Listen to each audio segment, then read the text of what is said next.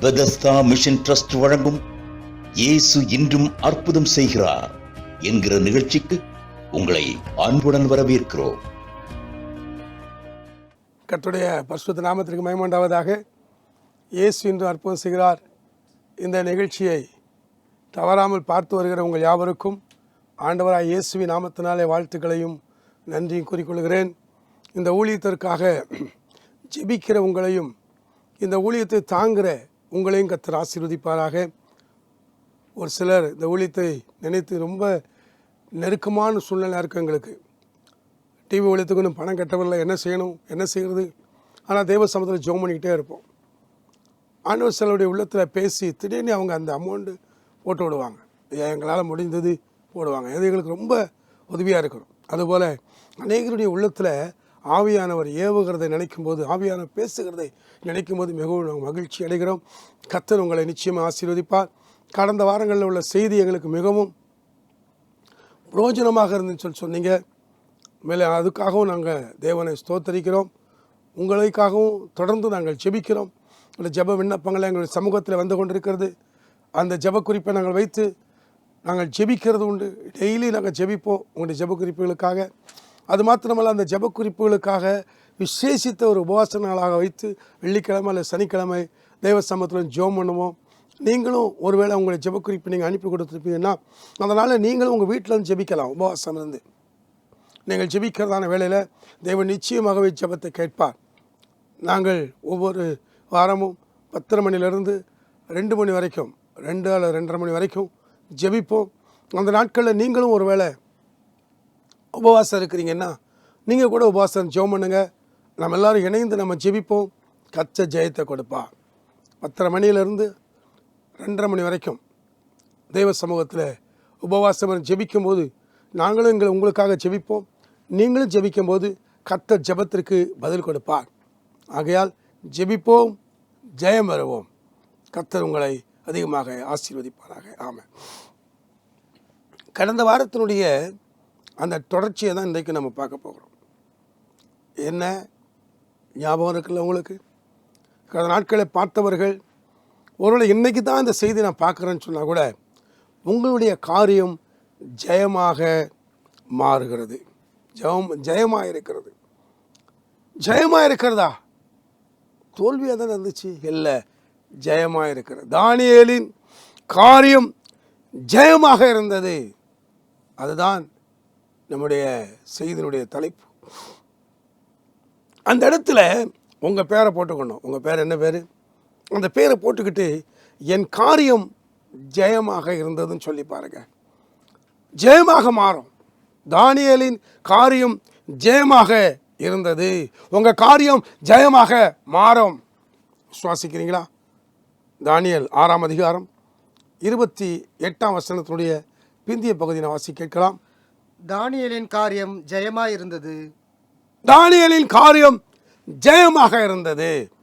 உங்கள் காரியம் ஜெயமாக மாறும். எத்தனையோ செய்தி கேட்குறேங்க, எல்லாம் இப்படித்தான் சொல்கிறாங்க. ஆனால் எனக்கு ஜெயம் வந்த பாடில்லை.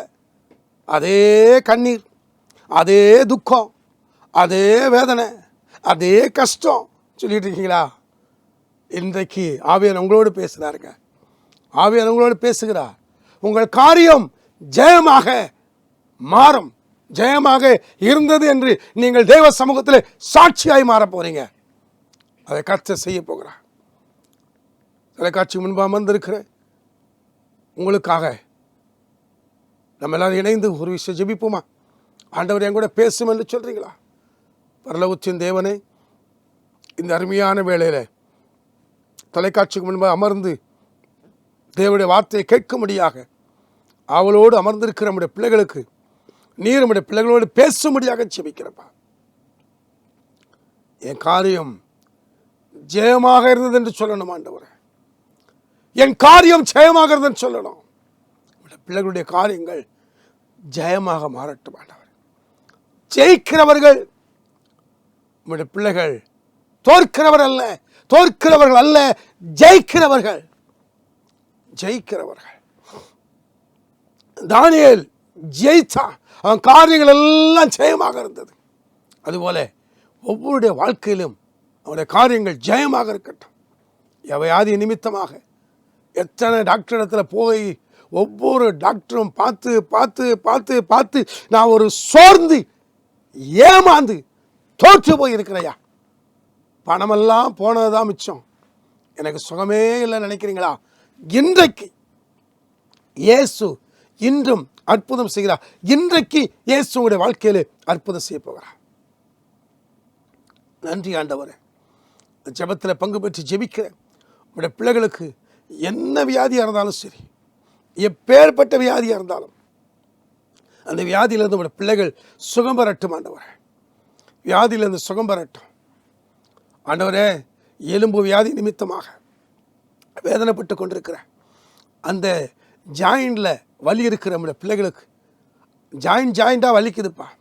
அப்படி வலியில் இந்த எலும்பு வலி நிமித்தம் வேதனைப்பட்டு கொண்டிருக்கிற உம்முடைய மகளை கர்த்தர் தொட்டு சுகமாக்கும்படியாக ஜெபிக்கிறேன். சுகமாக்கும். இப்பொழுதே அந்த ஜாயிண்ட் வலியெல்லாம் மாறும்படியாக ஜெபிக்கிறப்பா. மாறட்டும் அப்பா. சுகமளிக்கிற வல்லமை இந்த பிள்ளைகள் மேல் இறங்கட்டும், இறங்கட்டும் ஆண்டவரே. Praise the Lord. ஹல்லேலூயா. இந்த எலும்பு வியாதியில் இருக்கிற அவரை கர்த்தர் தொட்டு சுகமாக்குறீங்க, அதுக்காக நன்றிப்பா. நன்றி ஆண்டவரே. தேவ வல்லமை பிள்ளைகள் மேலே இறங்கும்படியாக ஜெபிக்கிறேன். ஜெபத்தை கேட்டிருக்கிறீங்க. அநேக வியாதிஸ்தர்களை கர்த்தர் தொட்டு சுகமாக்குறீங்க, அதுக்காக நன்றி. சுகம் கொடுக்கிற தேவனுக்கு நன்றி. காத்துக்கொள்ளும்.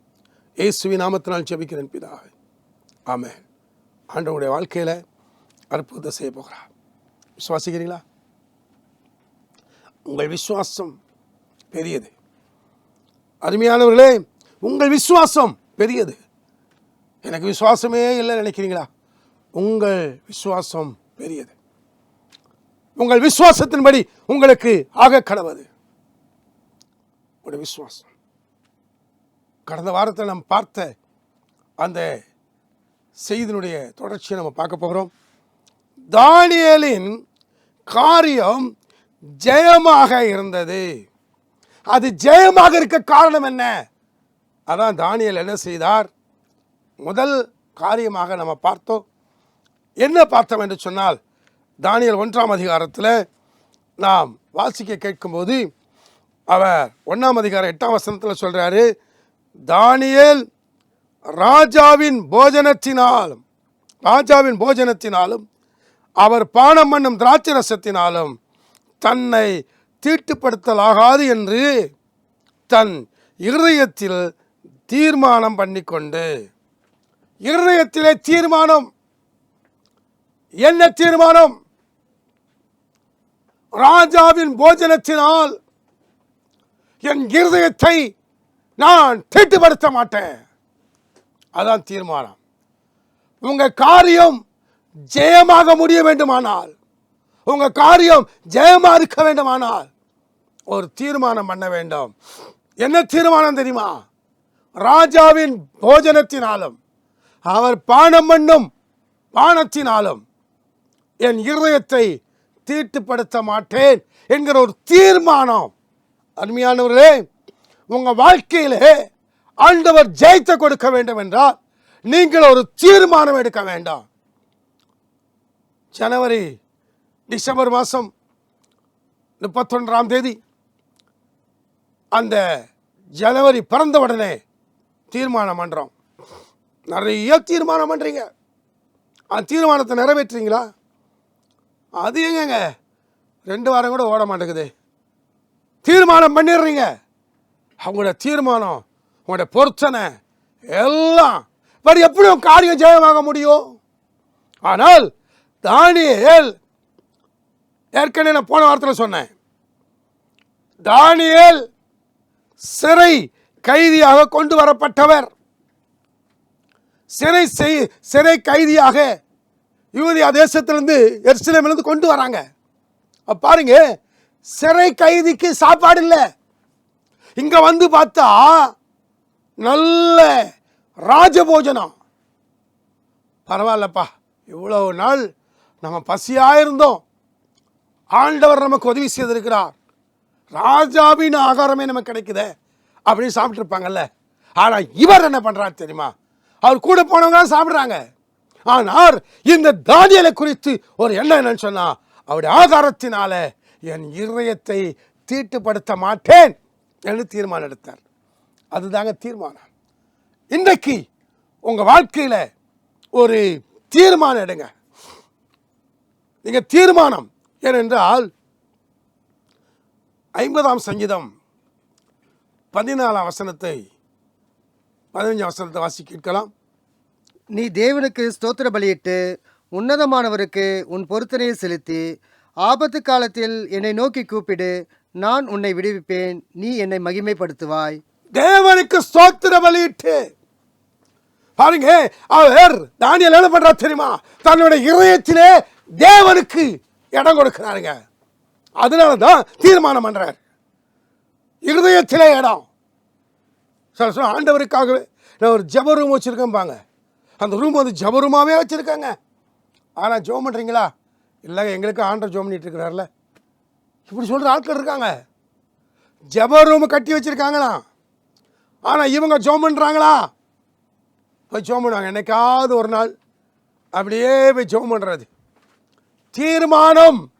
எதற்காக இந்த ஜெப ரூம் கட்டி வச்சிருக்கிறீங்க? ஜெபிக்கிறதற்காக. ஆனா ஜெபம் பண்றீங்களா? தானியேல் தேவ சமூகத்திலே முதல்ல அவர் தீர்மானம் எடுக்கிறதுக்கு காரணம் என்ன? தேவனுக்கென்று தன்னுடைய இருதயத்தில் ஒரு இடம் கொடுத்து வச்சிருக்கிறாருங்க. அதுதான் பலிபீடம். பலி செலுத்து, தேவனுக்கு ஸ்தோத்திர பலி செலுத்து, உன்னதமானவருக்கு பொருத்தனைகளை செலுத்து. அப்போ தேவ சமூகத்தில் ஒரு தீர்மானம் எடுக்கிறாருங்க. தீர்மானம். இதை கேட்கிற நீங்கள் எத்தனையோ தீர்மானம் எடுத்து பார்த்தீங்கன்னா, சில குடிக்கிறவங்க என்ன சொல்லுவாங்க தெரியுமா? இனிமேல் குடிக்கவே மாட்டேன் அப்படின்னு சத்தியம் பண்ணுவாங்க. யார் மேலே? மனைவி மேலே சத்தியம் பண்ணுவாங்க, பிள்ளைகள் மேலே சத்தியம் பண்ணுவாங்க. பார்த்தீங்கன்னா மறுநாள் வரும்போது அதே லெவலில் தான் வருவாங்க. என்னங்க அப்படின்னு சொல்லி கேட்டால், நேற்று சத்தியம் பண்ணேன், இன்னைக்கு வேணால் சத்தியம் பண்ணிக்கிறேன் அப்படிம்பாங்க. ஆமாம் தானே? எத்தனை முறை நீங்கள் சத்தியம் பண்ணீங்க? சிலர் என்ன பண்ணுவாங்க தெரியுமா? கிறிஸ்தவங்க பைபிள் சத்தியம் பண்ணுறாங்க. பைபிள் சத்தியமா பைபிள் அடிப்பாங்க. இன்னைக்கு சத்தியத்திற்கு மதிப்பெல்லாம் போச்சு. ஆமாம், பைபிள் அடி சத்தியம் பண்ணுறவங்க. சில அம்மா சத்தியம் சொல்லிடக்கூடாது. சின்ன பிள்ளை சொல்லுவாங்க, அம்மா சத்தியம் சொல்லிடக்கூடாது. அம்மா சத்தியம் சொன்னால் அம்மா செத்து போவாங்க அப்படி சொல்லுவாங்க தெரியுமா சின்ன பிள்ளைகள்? ஆமாம், அதனால் அம்மாவை பற்றி மட்டும் சத்தியம் சொல்லக்கூடாது. அதே போல் யார் தலையில் அடித்து சத்தியம் பண்ணக்கூடாது. இப்போ டெய்லி தலையில் அடிக்கிறாங்க. ஏன்? எதுக்கு டெய்லி தலையில் சத்தியமா? குடிக்க மாட்டேன், இன்னைக்கு இதை செய்ய மாட்டேன், இப்படி நான் கடன் வாங்க மாட்டேன், இந்த மாதிரி காரியம் செய்ய மாட்டேன். எத்தனை சத்தியம் பண்ணி பண்ணி பண்ணி ஏன் வாழ்க்கையில் முன்னேற்றம் இல்லை? ஏன் காரியம் ஜெயமாக நடக்கலை, ஜெயமாக முடியலை? அது ஜெயமாக இருந்தது. தானியேலின் காரியம் ஜெயமாகிறது. உங்கள் காரியம் ஏன் ஜெயமாகலை, ஜெயிக்கலை? இன்னும் தோற்று போயிருக்கிறீங்களே. காரணம் என்ன? தானியேல் தீர்மானம் பண்ணான். ஆனால் ராஜா ஒரு சட்டம் போட்டுட்டாருன்னா அதை யாரும் மாற்ற முடியாது. ராஜாவினுடைய சட்டம் என்ன தெரியுமா? ராஜாவின் போஜனம், ராஜா பானம் பண்ணுகிற பானங்கள் கொடுக்க வேண்டும். ராஜா போட்ட சட்டத்தை மாற்ற முடியாது. ஆனா இவன் என்ன செய்யறான் சொன்னா, அதை மாற்றுவதற்காக அந்த 8ஆம் வசனத்தில் வாசி கேட்கலாம். 1ஆம் அதிகாரம் 8ஆம் வசனம்.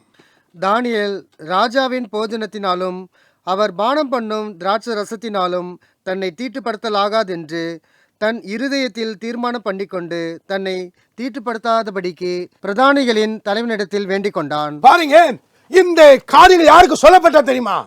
பிரதானிகளின் தலைவன். அப்படியானால் இவர்களுக்கெல்லாம் இந்த ஆகாரம் கொடுக்க வேண்டும், இப்படி கவனிக்க வேண்டும் என்று ஒரு பிரதானியினுடைய தலைவன் ஒப்பு கொடுத்துட்டாங்க. அப்போ அவங்க என்ன கொடுக்குறாங்க? சாப்பிட்டு தான் ஆகணும். அவர் கொடுக்கறத சாப்பிடணும். ஆனா இவர் என்ன பண்றார் தெரியுமா? தானியேல் அந்த பிரதானிகளின் நிறைய பிரதானிகள் இருக்கிறாங்க. அவர்களுடைய தலைவங்கிட்ட போறாரு. போய் யா இந்த ஆகாரத்தினாலே தன் இருதயத்தை தீட்டுப்படுத்தல் ஆகாது என்று சொல்லுகிற ஒரு தீர்மானம் பண்ணி அங்க போய் பேசுறாரு பாருங்க. பேசுறதுனால 9வது வசனம், தேவன் தானியேலுக்கு பிரதானிகளின் தலைவனிடத்தில் தயவும் இரக்கமும் கிடைக்கும்படி செய்தார். தேவன் செய்தார். நீங்க ஒரு தீர்மானம் பண்ணிட்டீங்கன்னா, தீர்மானம் பண்ணிட்டு நீங்க போறீங்க, பிரதானிகளின் தலைவனிடத்தில் போய் பேச போறாரு.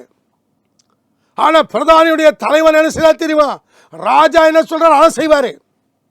ராஜாவுடைய கட்டளை மீற முடியாது. ராஜாவினுடைய ஆகாரத்தை கொடுக்க சொன்னா கொடுத்து ஆகணும். ராஜாவினுடைய பானத்தை திராட்சை ரசத்தை கொடுக்க மேல கொடுத்து தான் ஆகணும். இவரு சாப்பிட்டு தான் ஆகணும். ஆமா, இவரு சாப்பிட்டு தான் ஆகணும். அவன் கொடுத்து தான் ஆகணும். கடந்த நாட்களில் சவுத் கொரியா போயிருந்தேன். கொரியா அங்கே போயிருக்கும் போது பார்த்தீங்கன்னா, அங்கே உள்ள ஆகாரங்கள் எல்லாம் நல்ல ஆகாரம், இயற்கையான பொருட்கள், இயற்கையான காய்கறி, இயற்கையான எல்லாமே நல்ல இயற்கையாக செய்து மருந்து சேர்க்காம செய்த நல்ல ஆகாரங்கள். அந்த கான்ஃபரன்ஸில் நல்ல ஒரு திருப்தியான ஆகாரம். ஆனால் என்ன அப்படின்னா, எல்லாம் வச்சுருப்பாங்க, நல்ல நிறைய வச்சுருப்பாங்க. எனக்கு பிடிச்சதெல்லாம் அங்கே இருக்கும். பார்த்திங்கன்னா காய்கறிகள் இருக்கும், நல்ல காலிஃப்ளவர் இருக்கும், முட்டைக்கோஸ் இருக்கும். முட்டைக்கோஸ் அப்படியே பறிச்சுட்டு வந்து அப்படி செய்வாங்க, எல்லாம் இருக்கும். ஆனால் நான் எனக்கு சாப்பிட முடியாது. ஏன் சாப்பிட முடியாது அப்படின்னா, அதில் எல்லாம் என்ன பண்ணுவாங்கன்னா, இந்த வெனிகர் ஊற்றி வச்சுருவாங்க, இல்லைன்னா இந்த கிச்சாப் போல் ஏதாவது ஊற்றி வச்சுருவாங்க. அது என்னென்ன கசப்பாக, இந்த புளிப்பாக இருக்கும். எனக்கு புளிப்புன்னு சொன்னாலே கிட்ட வராது, சாப்பிட மாட்டேன். என்ன பண்ண எல்லாம் இருக்குது, ஆனால் இந்த புளிப்பு ஊற்றி வச்சுருவாங்க. எங்கள் வீட்டில் கூட பார்த்திங்கன்னா, சாப்பாட்டில் குழம்புல ஏதாவது கொஞ்சம் புளி அதிகமாச்சுன்னு சொன்னால் சாப்பிட மாட்டேன். அது என்னமோ அப்போ இருந்தே பழக்கம். இங்கே எல்லாம் இருக்குது, ஆனால் சாப்பிட முடியல. அப்போ நான் என்ன சாப்பிடுவேன்னா, அங்கே என்ன வச்சுருக்கிறாங்க, அதில் எனக்கு பிடிச்சது என்ன அப்படி சொன்னால், சில நேரத்தில் மீன், சில நேரத்தில் பார்த்திங்கன்னா சில சிக்கன் வச்சுருப்பாங்க. இப்படிப்பட்ட இதை தான் எனக்கு தேவையானதை மட்டும் கொஞ்சம் எடுத்து சாப்பிட்டுக்கிடுவேன். மற்ற சாப்பிட முடியாது. ஆனால் மற்றவங்களாம் நல்லா சாப்பிடுவாங்க. ஆனால் என்ன எனக்கு அங்கே ஒரு சந்தோஷம்னா, 3 வேளையுமே ஏதாவது ஒரு சூப்பு வச்சுருப்பாங்க. சூப்புனா என்ன சூப்பு? காய்கறி சூப்பு, கீரை சூப்பு. இந்த சூப்பு குடிப்பேன்.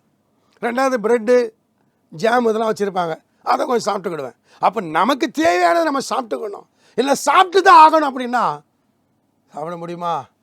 முடியாதுங்க. உண்மையில் ஒரு நாள்லாம் ஏதோ ஒன்று வர வழியே இல்லை, கொஞ்சம் சாப்பிட்டுவிட்டேன். அதுவும் பார்த்திங்கன்னா இந்த மேகி நூடுல்ஸ் அவங்க பண்ணி வச்சுருந்தாங்க. மலேசியாவில் நான் நூடுல்ஸ் சாப்பிட்றேன். மலேசியா, சிங்கப்பூர் எல்லாம் அங்கெல்லாம் பார்த்திங்கன்னா நூடுல்ஸ் அது ஒரு டேஸ்ட்டாக இருக்கும். இதுவும் பரவாயில்ல, நல்லா டேஸ்ட்டாக இருக்குன்னு எடுத்து வச்சுட்டேன். பார்த்திங்கன்னா எல்லாம் பார்க்குறாங்க, அதுலேயும் அதை தான் ஊற்றி வச்சுருக்காங்க. வெனிகர் ஊற்றி வச்சு பார்த்திங்கன்னா அதை ஒரு வழி பண்ணி வச்சுருக்காங்க. ஒரு 2 ஸ்பூன் சாப்பிட்டாங்க. பார்த்திங்கன்னா என்னால் முடியலை. எல்லாம் பார்க்குறாங்க, கஷ்டப்பட்டு சாப்பிட்டேன். நான் பட்ட பாடு அன்னைக்கு, ஏன்பா இதை சாப்பிடணும், ஏன் இந்த வேதனை படணும் அப்படின்னு பார்த்திங்கன்னா ரொம்ப கஷ்டப்பட்டேன். அதனால் நமக்குள்ள ஒரு தீர்மானம், இது என்னென்னா, இது எனக்கு என்னென்னா புளிப்பு பிடிக்கல, அதனால நான் சாப்பிடல. அது ஒரு, ஆனால் தானியேலுக்கு கிடைச்சது எல்லாம் கிடைக்குது. ஆனால் அது என்ன செய்யும் தெரியுமா? அந்த ஆகாரம் இருதயத்தை தீட்டுப்படுத்துகிறது. கொரியாவில் நான் சாப்பிட்றது இருதயத்தை தீட்டுப்படுத்துறது இல்லை, ஆனால் எனக்கு சரீரத்துக்கு ஒத்து வரல. ஆமாம், கிட்டத்தட்ட 8 நாளுக்கிட்ட அங்கே இருந்தோம். அப்படி தான் சாப்பிட்டு அட்ஜஸ்ட் பண்ணிக்கிட்டேன். ஏன்னா அது சரீரத்துக்கு ஒத்து வரல. ஆனால் ராஜாவினுடைய ஆகாரம் இருதயத்தை தீட்டுப்படுத்துகிறது. அப்ப சொல்றாரு, என் இருதயம் தீட்டுப்படல் ஆகாது, இருதயம் தீட்டுப்படப்படாது. அப்போ என் இருதயத்தில் தீட்டுப்படுத்த மாட்டேன் என்று தீர்மானம் பண்ணி கொண்டா. உங்கள் வாழ்க்கையில கூட நீங்கள் தீர்மானம் பண்ணி பாருங்க, தீர்மானம் பண்ணுங்க. அதே போல் ஒரு முறை நாகாலாந்து, மணிப்பூர்லேருந்து நாகாலாந்து, மணிப்பூர், மிசோரம் போய்கிட்டு இருக்கிறேன். அங்கே வந்து பார்த்திங்கன்னா நாய் சூப்பு, நாய் ஃப்ரை இதெல்லாம் பண்ணி வச்சுருப்பாங்க. 65 எல்லாம் போட்டு வச்சுருப்பாங்க. அப்போ 24 மணி நேரம் நான் போனோம். எங்கள் மணிப்பூர்லேருந்து மிசோராம் போனோம். அங்கே ஹோட்டலில் கொண்டு நிறுத்துகிறாங்க. எங்கன்னா மணிப்பூருக்கும் மிசோராமுக்கும் நடுவில் வேறு எதுவும் சாப்பிட முடியல. அங்கே போன உடனே சரி ஒரு இடத்துல சிக்கன் தான் நினச்சிட்டு போய் போனேன். போன உடனே அவங்க பார்த்தீங்கன்னா என்ன வேணும்னு சொல்லி கேட்டாங்க. முதல்ல சூப்பு கொண்டு கொடுக்குறாங்க. அப்போ என்ன சூப்புன்னு சொல்லி கேட்டேன். சாப் बहुत अच्छा रहेगा साहब, कुत्ता का सूप है அப்படிங்கிறான். அப்போது நாயுடைய சூப்பு தான் பார்த்தேன். எப்போ எனக்கு சூப்பு எனக்கு வேண்டாம், சாப்பாடு எனக்கு வேண்டாம்னு சொல்லிட்டு அதை தொடவே இல்லைங்க. எந்த ஹோட்டலுக்கு போனாலும் பயம். என்ன பயம் தெரியுமா? வேறு ஏதாவது செய்து வச்சுருப்பாங்க. என் கூட வந்தவங்களாம் நல்லா இன்ட்ரெஸ்ட்டாக சாப்பிட்றாங்க. என் கூட வந்து இங்கே உள்ளவங்க இல்லை, பூட்டான்காரங்க, அவங்களும் நல்லா இன்ட்ரெஸ்ட்டாக சாப்பிட்றாங்க.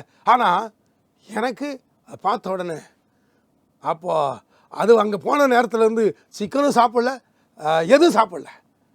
பார்த்தீங்கன்னா அந்த 24 மணி நேரம் அங்கே போய் சேர்றதுக்கு பிஸ்கெட்டும் காப்பியும் குடிச்சிட்டு போனேன். டீயும் பிஸ்கெட்டும். ஏன்னா வேறு எதாவது மாற்றி வச்சுருப்பாங்க. அப்போ அதெல்லாம் பார்க்கும்போது நமக்கு எப்படி இருக்குது பாருங்கள். அதே போல தான் இந்த தானியலுக்குள்ளே என்னன்னு சொன்னால், ஆகாரத்தினாலே என் இருதயத்தை தீட்டுப்படுத்த மாட்டேன், இருதயம் படலாகாது என்று சொல்லி தீர்மானம் பண்ணதுனால ஆண்டவர் என்ன பண்ணார் தெரியுமா? அந்த பிரதானியினுடைய தலைவனுடைய இருதயத்தில் அவர் கிரியை செய்ய ஆரம்பித்து விட்டார். இல்லை ராஜா போய் சொல்லிடுவாங்க. ராஜா என்ன பண்ணுவா தெரியுமா? நான் சொன்னதை தான் கொடு, சாப்பிட சொல்லு அப்படிம்பாங்க. ஆனால் அந்த தலைவனுடைய ரொம்ப நீங்கள் ஆண்டோடைய சமூகத்தில் தீர்மானம் பண்ணினீங்கன்னா அவர் உங்களுக்கு அந்த காரியத்தை சாதகமாக மாற்றுவார். பாருங்க, தேவன் தானியலுக்கு பிரதானிகளின் தலைவனிடத்தில் தயவும் இரக்கமும் கிடைக்கும்படி செய்தார். தயவும் இரக்கமும் கிடைக்கும். என்னங்க நான் செய்கிறது? நான் இருக்கிறது ஒரு நாடு, நான் சாப்பிட்றது அதுதான், வேறு வழி இல்லை. சாப்பிட்லன்னா எங்களுடைய வேறு எதுவும் கொடுக்க மாட்டாங்க. இப்படி தான் சாப்பிட்டுக்கிட்டு இருக்கிறேன், இப்படி தான் குடிச்சிக்கிட்டு இருக்கிறேன். என்ன செய்கிறது? இருக்கிறது வெளிநாடு. அதனால் வெளிநாட்டில் இருக்கிறதுனால அப்பப்போ ஒரு லீவ் நாளில் கொஞ்சம் குடிச்சிக்கிடுவேன். ஆனால் இங்கே வந்து அதெல்லாம் குடிக்க மாட்டேன். எங்கே ஊருக்கு வந்து அதெல்லாம் குடிக்க மாட்டாங்க. அங்கே என்ன யாரும் பார்க்கவா செய்கிறாங்க? ஆண்டவர் பார்த்து கொண்டிருக்கிறா. பணம் நிறையா சம்பாதிக்கிறேன்னு நினைக்கலாம். பணம் நிறையா சம்பாதிக்கிறேன், அதனால் நான் குடிக்கிறேன், என்னை யாரும் ஒன்றும் செய்ய முடியாதுன்னு நினைக்காதங்க. ஆண்டவருடைய சமூகத்தில் உங்களுக்குள்ளே ஒரு தீர்மானம் இருக்க வேண்டும். எங்கே இருந்தாலும் சரிங்க, தேவன் பார்த்து கொண்டிருக்கிறார். எங்கே இருந்தாலும் தேவன் பார்க்கிறார் அப்படிங்கிற ஒரு எண்ணம் இருக்குமே, ஆனால் நிச்சயமாகவே உங்கள் வாழ்க்கை ஜெயமாக மாறும். உங்கள் வாழ்க்கை ஜெயமாக இருக்கணும். நீங்கள் லட்சக்கணக்காக சம்பாதிக்கிறீங்க, ஆனால் குடும்பத்தில் நிம்மதி இல்லை, குடும்பத்தில் சமாதானம் இல்லை, சரீரத்தில் வியாதி, வியாதி மேலே வியாதி. ஏன்? ஏதோ ஒரு தீர்மானத்தை நீங்கள் உடைத்து விட்டீர்கள். தீர்மானத்தை உடைச்சிட்டீங்க. தீர்மானம் என்னைக்கு பண்ணுறீங்க? திடீர்னு ஒரு பிரச்சனை வந்துடும், உடனே தீர்மானம். எப்போ? பெட்டில் இருப்பாங்க பாருங்க, அப்படியே முடியாதுன்னு டாக்டர் சொல்லிடுவாங்க பாருங்க, அப்போ தீர்மானம் பண்ணுவாங்க. ஆண்டவரே, நான் எனக்கு சுகத்தை கொடுத்துருங்க, நான் இதை எப்படி செய்வேன், நான் ஊழியம் செய்வேன், நான் ஊழியத்துக்காக கொடுப்பேன், நான் எல்லாம் செய்வேன். இதெல்லாம் தீர்மானம். அப்போ உடனே ஆண்டவர் என்ன பண்ணுவார்னா, சரி இப்போ மாதம் திருந்த மாட்டானா என்று சொல்லி ஆண்டவர் அற்புதம் செய்து திரும்ப ஜீவனை கொடுத்துருவார். ஜீவனை கொடுத்த பிறகு அதுக்கு பிறகு என்ன வந்து திரும்பி அதே பழைய. மிகவும் நீங்கள் ஜாக்கிரதையாக இருங்க. உங்கள் காரியம் ஜெயமாக மாறணும்னு சொன்னால், ஒருவேளை பிரதானிகளின் தலைவன் கூட அதை ஏற்றுக்கொள்ள மாட்டான் அப்படின்னு சொன்னா கூட, பிரதானிகளின் தலைவனுடைய இருதயத்தில் தேவன் இரக்கத்தை வர செய்தவர். இன்றைக்கு எந்த காரணத்தினாலே, எந்த பிரச்சனைனாலே உங்க வாழ்க்கையில ஜெயம் இல்லாமல் இருக்குதோ, உங்களுக்கு அவங்களுடைய இருதயத்தில் தேவன் கிரியை செய்ய ஆரம்பிப்பா. அருமையானவர்களே, ஒருவேளை எதிரியா இருக்கலாம், எதிரியா இருக்க நீங்க சொல்றதை கேட்க மாட்டாங்க அப்படின்னு இருக்கலாம். ஆனா நீங்க தேவ சமூகத்தில் ஜெபிக்கும் போது அந்த காரியத்தை கர்த்தர் ஜெயமாக மாற்றுவார். ஜெயமாக. எனக்கு தெரிந்த ஒரு அருமையான சகோதரர், டிவி மூலமாக அறிமுகமான ஒரு சகோதரர், இந்த நாட்களில் அவர் அங்கோலா அப்படிங்கிற ஒரு நாட்டில் இருக்கிறார். அவர் வந்து பார்த்தீங்கன்னா 2 மாதம் 1 மாதம் இங்கே இருப்பார், 1 மாதம் எந்தெந்த நாட்டுக்கு போவார் அவர். அப்போது எப்போ எங்கே போனாலும் ஜெபம் பண்ணிட்டு தான் அவர் கிளம்புவார். அப்போ அங்கோலா அப்படிங்கிற இடத்துக்கு போகும்போது, அப்போது ஆகாரத்திற்காக ஜோமனை சொல்ற ஆண்டவர். அப்போ ஜோமன், ஆண்டவரே அருமையான பிரதர், அவருடைய பேர் வந்து பார்த்தீங்கன்னா பிரதீப், ஆண்டவரே அருமையான சகோதரர் பிரதீப்புக்காக ஜெபிக்கிற, அவர் சாப்பிட்ற ஆகாரமெல்லாம் அவருக்கு நல்ல ஆகாரமாக இருக்கணும், அவர் நல்லா சாப்பிடணும் அப்படின்னு சொல்லி ஜோமனி. அதுக்கு மற்ற நேரம் போகும்போதெல்லாம் பிரயாணத்துக்காக மற்ற காரியங்களுக்காக ஜோம் பண்ணுவேன், அவருடைய ஆகாரத்துக்காக ஜோம் பண்ணேன். ஜோம் பண்ணி முடிச்சிட்டேன். அப்போ நினச்சா பாஸ்டர் எதுக்கு ஆகாரத்துக்காக ஜெபிக்கிறாங்க, அங்கே போயிருக்கிறாரு, அங்கே உள்ள ஆகாரம் அவருக்கு வந்து சாப்பிடவே முடியலையா, ரொம்ப கஷ்டப்பட்டுருக்கிறார். அதுக்கு பிறகு என்றைக்கு திரும்பவும் அவருக்கு ஜோம் பண்ணும்போது அந்த ஆகாரத்துக்காக ஜெபித்த உடனே அதுக்கு பிறகு இப்போ சொல்கிறாரு, நீங்கள் என்னைக்கு ஜோம் பண்ணீங்க அதுலேருந்து இப்போ நான் கொஞ்சம் நல்லா சாப்பிட்றேன், நான் சாப்பிட்ற ஆகாரம் எனக்கு கிடைக்குது அப்படின்னு சொன்னார். ஆண்டவர் உங்களுக்கு அவர் இரக்கம் செய்ய வைப்பா, இரக்கத்தை கட்டளையிடுவா, அதிகாரி இருதயத்தில் இரக்கத்தை கட்டளையிடுவா, தலைவருடைய இருதயத்தில் இரக்கத்தை கட்டளையிடுவா. நம்புறீங்களா? என் காரியம் ஜெயமாக முடியும், விசுவாசிக்கிறீங்களா? அப்படின்னு ஒரு நிமிஷம் கண்களை முடியுமா? பரலோகத்தின் தேவனே, இந்த வேளையில் தொலைக்காட்சி முன்பு அமர்ந்திருக்கிற நம்முடைய பிள்ளைகளுக்காக ஜெபிக்கிறப்பா. எத்தனையோ காரியங்களுடைய பிள்ளைகள் ஜெயிக்க வேண்டும் நினைக்கிறாங்க, ஜெயிக்க முடியல. இன்றைக்கு ஜெயத்தை கட்டளையிடும் ஆண்டவரே, இயேசுவின் நாமத்தினால் நம்முடைய பிள்ளையுடைய இருதயத்தை குழப்பிக் கொண்டிருக்கிற குழப்பத்தின் ஆவிகளை இயேசுவின் நாமத்தினால் தேவன் நிர்மலமாக்க ஆண்டவரே, வல்லமை இறங்கட்டும் ஆண்டவரே. தானியேலின் காரியம் ஜெயமாக இருந்தது போல இந்த செய்தியை கேட்டுக்கொண்டிருக்கிற உங்களுடைய பிள்ளைகளுடைய காரியம் ஜெயமாக மாறட்டும் ஆண்டவரே. ஜெயத்தை கட்டளையிடும்படியாக ஜெபிக்கிறோம் இயேசுவின் நாமத்தினால. தெய்வீக வல்லமை இறங்கும்படியாக ஜெபிக்கிறப்பா. தோல்வியை கொண்டு வர சாத்தா தோற்று போகட்டும் ஆண்டவரே. ஜெயத்தை கொடுக்க முடியாது ஜெபிக்கிறோம். தானியேலின் காரியம் ஜெயமாக இருந்தது போல பிள்ளையுடைய காரியம் ஜெயமாக முடியட்டும் ஆண்டவரே. இயேசுவின் நாமத்தினால் ஆகாரத்தினால தீட்டுப்படுத்தல் ஆகாது என்று சொல்லி அந்த தானியேல் தீர்மானம் பண்ணது போல இந்த வேளையிலே தொலைக்காட்சி முன்பதாக இருக்கிற பிள்ளைகள் ஒரு தீர்மானம் பண்ணும்படியாக ஜெபிக்கிறேங்க தாவே. தீர்மானம் பண்றீங்களா? ஆண்டவரே, இந்த காரியத்தை நான் செய்ய மாட்டேன், என்னை மன்னியும் என்று சொல்லி ஜெபிக்கிறீங்களா? இயேசுவின் நாமத்தினால ஒரு தீர்மானம் இப்பொழுது இன்றைக்கு தெய்வ சமூகத்தில் தீர்மானம் பண்ணுங்க.